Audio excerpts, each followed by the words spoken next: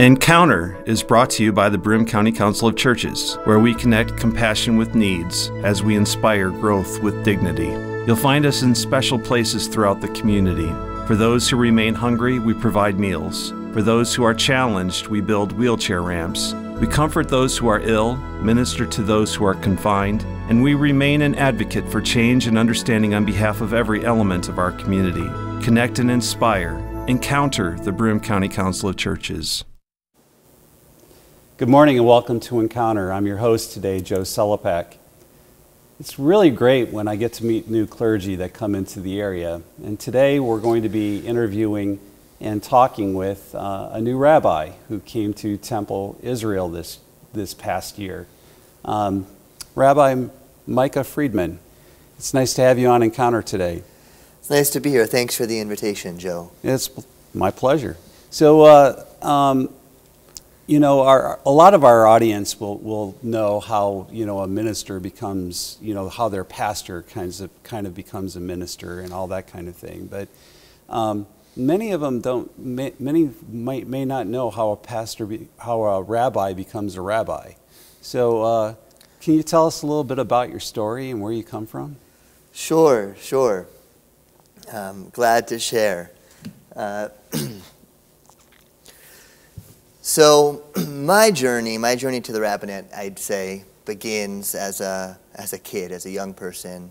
I grew up in a town outside of Tampa, Florida, and my family was involved in a congregation there, a small synagogue, where I was lucky to have a number of rabbis who were warm, incredibly kind-hearted pastors for the congregation. And between my time in a Jewish school and participation in the synagogue community, from a young age I developed a love for Torah, for the process of learning from the Bible and unfolding commentaries, interpretations of Jewish tradition, as well as tefillah, practices of prayer, and Maasim Tovim, acts of compassion, which in Jewish tradition are the three pillars of that help to sustain the world from one day to the next. What are those? That's Torah, tefillah, and gemilut chasadim, wisdom, prayer, and acts of compassion. Study, I might say, expressions of hope for the world to be different, for the world to be better, and acts that try to manifest that. So I'd say, I imagine most rabbis' journey begins in a congregation or a Jewish community where, like I did, you experience the power of intergenerational community, of young people and old people becoming friends, and the power of together turning towards an ancient and continually unfolding tradition to make sense of the human experience and to grapple with some of the difficult moral questions. Now, of course, I had a lot more study and training and preparation. Rabbinical school in America tends to be a 5-year graduate level training program. And in order to begin, one needs to have a pretty high proficiency in Hebrew language. Right. So at least the equivalent of a couple of years of college level Hebrew. So it's not a light course of study. Many of the ministers and pastors I meet, I hear from some a desire that they could have spent so long studying, and in others, gladness that the seminary program doesn't last quite as long. Yeah, seminary programs generally last about 3 years, and sometimes they can last longer. Mine lasted 4 because I did a specialization. So I don't know. Growing up, did your family speak Hebrew at home? No. Well, we would speak Hebrew when we would make blessings for important acts. We would gather on Friday night many weeks to light candles for Shabbat, for the Sabbath, and to have a meal together. And we'd make a blessing over bread, the blessing over wine to consecrate the holy Shabbos, the holy Sabbath day. And we'd use Hebrew for that, though my parents, both American-born, have pretty limited Hebrew skill. And they wanted to give me, from a young age, more Hebrew and Jewish educational background than either of them had been able to have. So they sent me to the Jewish Community School in Tampa, like one we have here in the Binghamton area. It shares the same name for an ancient sage, Hillel. Hillel. Hillel. Yeah. And I loved learning Hebrew from a young age. We call it Lashon Kodesh, a holy language.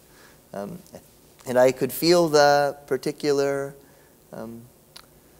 mystique of these ancient words that have passed through the tongues of so many people across many generations.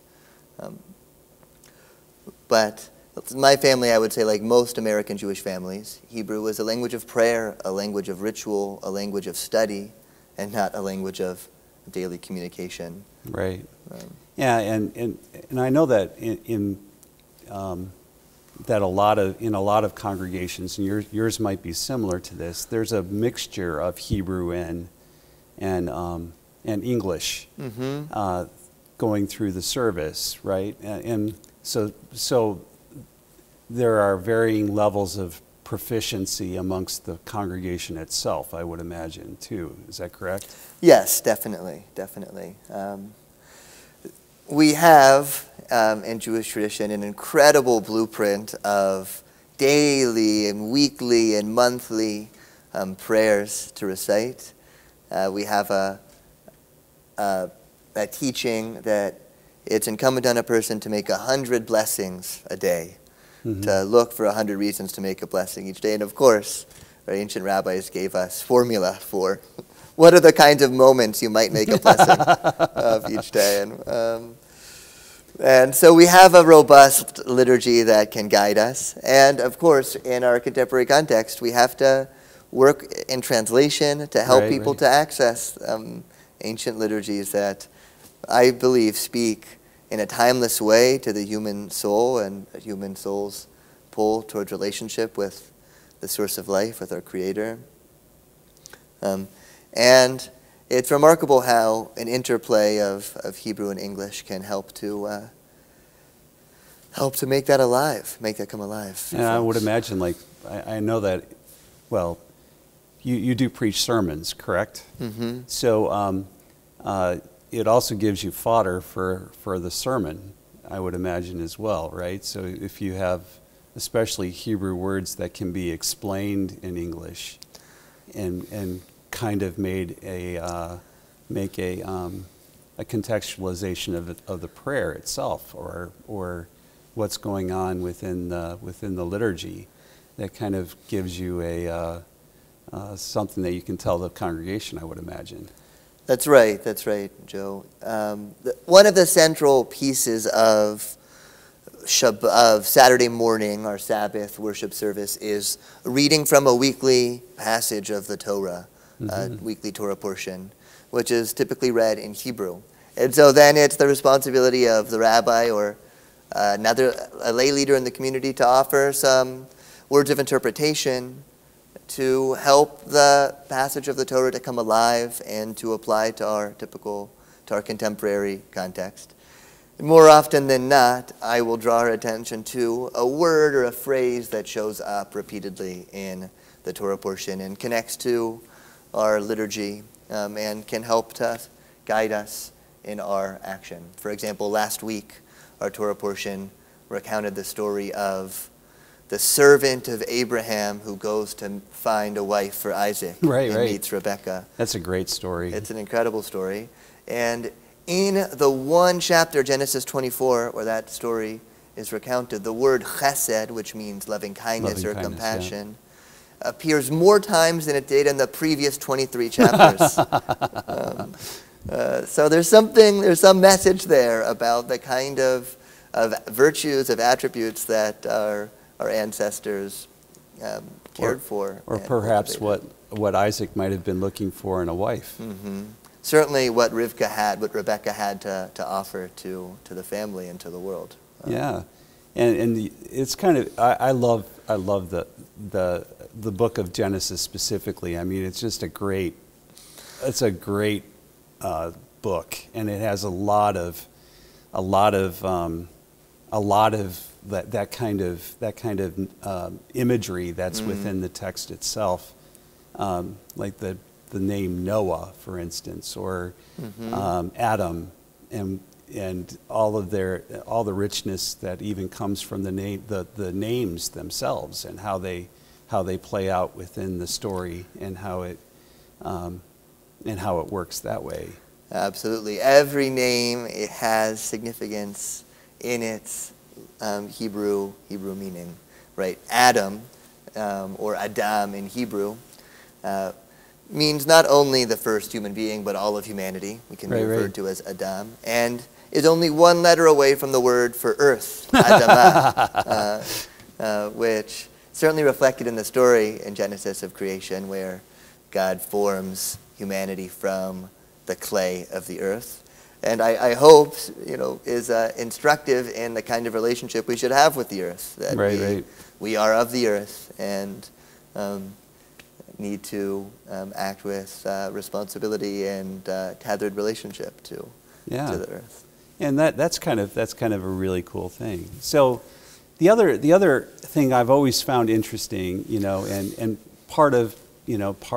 because I get to meet so many ministers, and I know that there are various denominations within Christianity, and also denominations within Judaism, that there's a great diversity of thought. Like, what can you tell? Introduce your congregation, and what form of Judaism do you practice?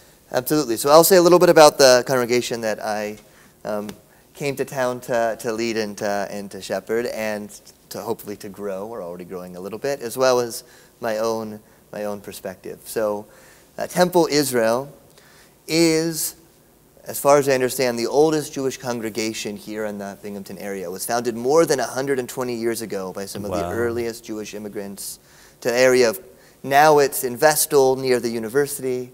It was in those days downtown, where many Jews were shopkeepers and traders, and had small family businesses that they operated. In those days, it was before anyone was using the word denomination to refer to different choices within Jewish life, different kinds of ways of practicing Judaism. And it was a kind of traditional Eastern European synagogue. At some point in the mid-century, as part of a trend in American Jewish life, Temple Israel changed its name actually from the Sons of Jacob to Temple Israel, and became a conservative-affiliated congregation. It's a conservative movement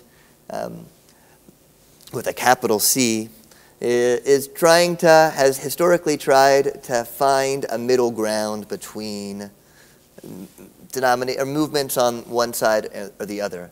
The Reform movement, which advocated for quite a number of changes in the observance and practices of Judaism to adapt to modernity, and the Orthodox movement, which really emerged in response to Reform Judaism as a way of trying to preserve traditional forms as much as possible. Right. And the conservative movement said, modernity has changed the world, it's changed our circumstances of life. We should think with a historical lens about the development and evolution of Jewish practice, and as much tradition as we can keep, we'd love to keep, because traditional forms are rich and profound, and they can help people to connect to their grandparents and ancestors, and to be a kind of force of connectivity between Jewish people from different ancestral origins. Many of the traditional forms are more similar for Jews from Eastern European backgrounds or Middle Eastern backgrounds than the ways in which people have adapted and changed. So the conservative movement is trying to have a kind of happy medium of change and progress, as well as conservation and tradition.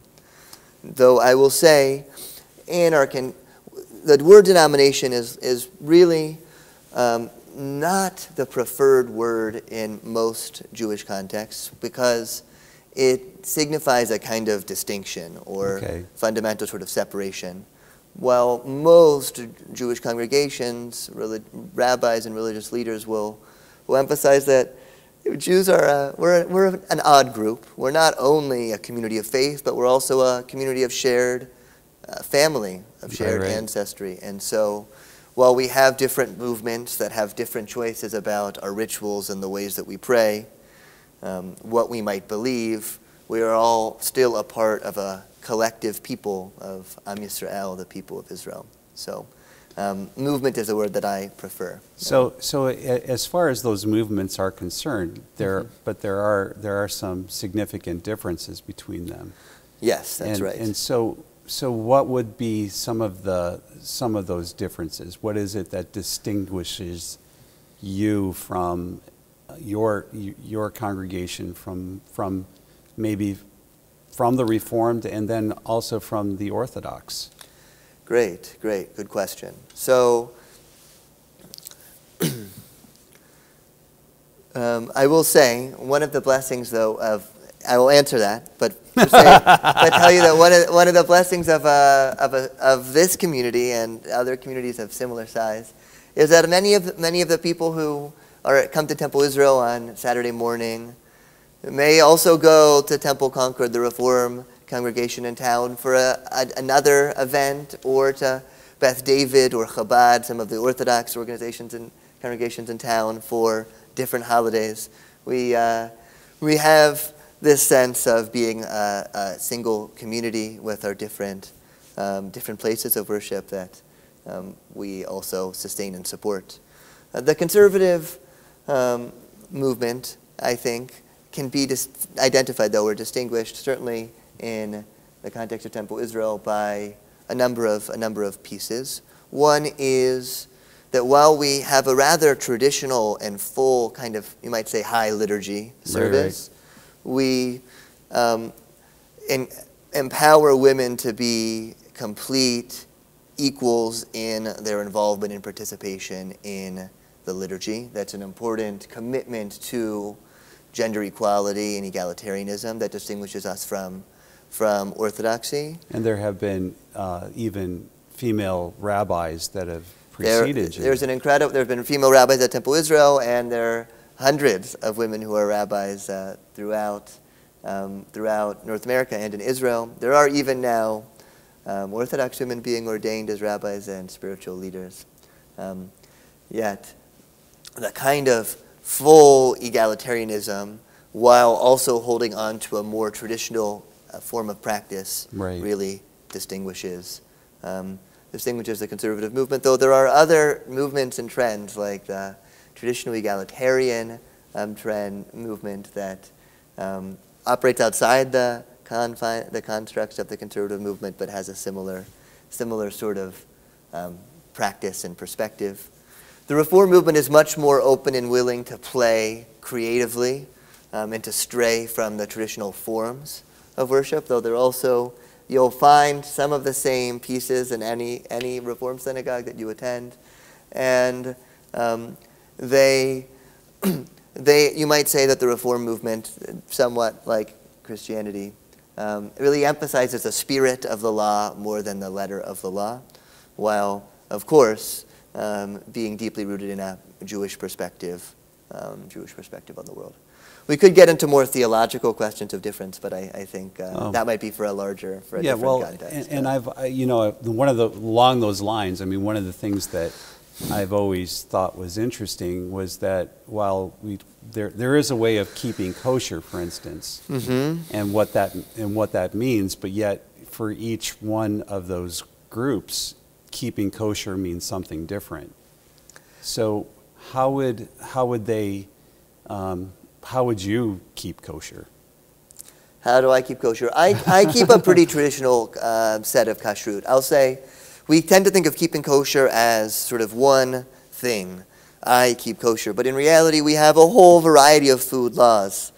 There's a proper way for an animal to be slaughtered so that we respect the animal and it dies in a rather painless way. Then there's a concern of the mixing of milk in meat in any food or the cooking of any food, which is really a different set of laws than the laws of shechita, of slaughtering. And there are other elements of keeping kosher that are also important. For example, you've probably had challah before. Oh, yeah. I love it. Delicious bread. We think of challah as particularly in this egg-coated, braided bread. Though the word challah refers to an ancient practice of taking a small portion of dough and contributing it to the temple as an act of charity, as an act of giving forward. And it's still a mitzvah to take some dough if you're making a large part of bread. And that is part of what makes bread kosher, for example. Well, there's various degrees of how concerned people are with the act of taking challah. I think there is a pretty broad sense that when we're coming to celebrate Shabbat or preparing for the Sabbath, we should also give charity. Give to others who are in need. Well, that's really, really kind of neat. I love the imagery. So my guest today is Rabbi Micah Friedman. We've been talking about his congregation Temple Israel, his call to the rabbinate, and rabbinate. Yeah, rabbinate. I am not pronouncing it right because I always screw that up. I'm sorry. It's okay, Joe. You're doing great. All right, very good. And we've been talking a little bit about Judaism, about his conservative Judaism and how it differentiates from other movements within Judaism, and we've also been talking a little bit about practices in Judaism and the various things that go on within Jewish worship. So today, as we're in the news quite frequently, is the issue of anti-Semitism that's been kind of running rampant within various places in the world. And I know that this is not something new to you. I mean, having grown up Jewish, you probably have seen anti-Semitism, may have experienced it yourself. I'm sure you have some opinions on that. Like, what's happening, and how might we be able to help combat it? I guess as people who are concerned about reconciliation and love and justice and all of that. Thank you for that question, Joe. I think my first message to you and to anyone watching from home would be to reach out to anyone who you know who's Jewish, who undoubtedly is feeling a lot of complicated emotions and concern right now. Many Jewish people have relatives in Israel, and as Israel is embroiled in a really tragic and heartbreaking war, are feeling deep concern for family members, or close or extended. And, of course, there have been troubling incidents here in the United States, around the world, and even within our region of New York. Like you said, anti-Semitism is not new, right? Right. And, of course, there's a difference between an intolerant or ignorant question about the horns on the head of a Jew under my kippah, which is based on a biblical misinterpretation of a verse, this horrible old stereotype, and a threat to violence, right, which is really, really deeply concerning. If I had the answer to anti-Semitism, I think I would be I'd find myself in a different role here. Unfortunately, in each and every generation, there have been people who have intolerance towards Jews and Judaism. And I think the big answer, or at least the most important response that we can take, is to build relationships with our neighbors. Right. And to get to know each other, to cultivate a greater sense of mutual understanding. Also to understand that for every 2 Jews, there are at least 3 opinions. So I found that to be true myself, I know. Right. Just because one Jewish person believes or says something doesn't mean that your Jewish neighbor would agree. Or that you represent all of Judaism. Or that I represent all of Judaism, for that matter, right? I will say, right, even the terms of the conversation can be a little bit confusing. Anti-Semitism, for example, was a kind of a rebrand by a 19th century German hater of Jews and Judaism. It wasn't popular in his time to say, I don't like Jews or Judaism, but being opposed to Semitism, somehow that was a little more palatable to his audience. Yeah. Right? And of course, Jews are not the only Semitic people, right? Arabic is a Semitic language, and our Muslim brothers and sisters also, many of them have Semitic ancestry, and it's a time when we're seeing as well rising anti-Muslim hatred and acts of threats and violence, and that's deeply, deeply troubling to me. I believe it's important for, especially as minority religious groups, for us to find opportunities to develop mutual understanding as well, right? And to speak to an audience of a program from the Council of Churches for our Christian brothers and sisters to really lead with love and curiosity rather than assumptions, as you get to know religiously diverse part of our Broome County community. Well, one of my favorite writers currently is Amy Jill Levine, who is a New Testament scholar, but she comes from a very traditional form of Judaism. I think she even may be conservative, but I'm not sure about that. But one of the things that I love about her is that she talks about the Jewish birthing of Christianity and where Christianity comes from and its Jewish roots. And I think that oftentimes what we within the faith kind of do is, instead of delving in deep into our own faith and understanding that there are a lot of commonalities within Judaism and Christianity, and we tend to want to build a wall instead, which I don't think is the right approach to it. I think that there's a lot more that we share than what divides us. I would agree with you. And exploring both commonality and difference, I think, is a context for building richer texture of relationship and mutual understanding. Well, and I hope we have that too, Micah. It's good. Been great. I feel like we're off to a good start here, It's been great having you on the show, and and for all of you, I pray that you all would have a good day, that you would learn how to be kind and gentle with each other. Have a great day.